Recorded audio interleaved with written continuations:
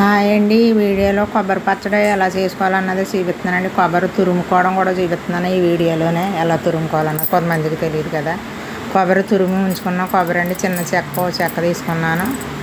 ఈ కొబ్బరి మిక్సీ జార్లో వేసుకోవాలండి.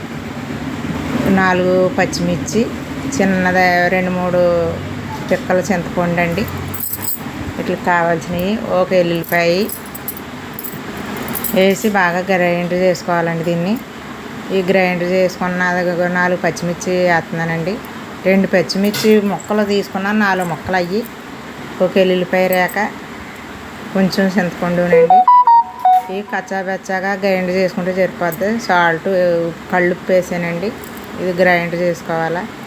ఈ చట్నీ చాలా టేస్ట్గా ఉంటుంది, బాగుంటుంది కూడాను.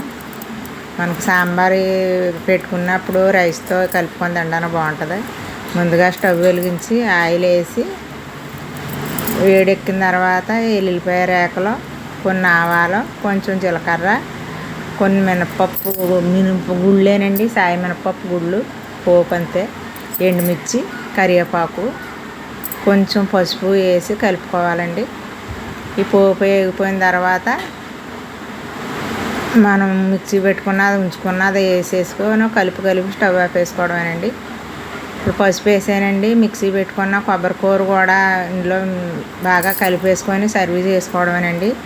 ఈ పచ్చడి చాలా టేస్ట్గా ఉంటుంది, బాగుంటుంది. ఈ కొబ్బరి చట్నీ అన్నదని మీకు 4-3 రకాలు తయారు చేయడం చూపిస్తానండి నెక్స్ట్ వీడియోలోను. ఇప్పుడు ఇది రెడీ అయిపోయిందండి.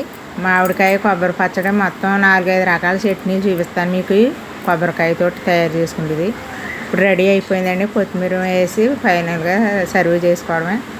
మా వీడియో కానీ నచ్చినట్టయితే లైక్ చేయండి, షేర్ చేయండి, మా ఛానల్ సబ్స్క్రైబ్ చేసుకోండి.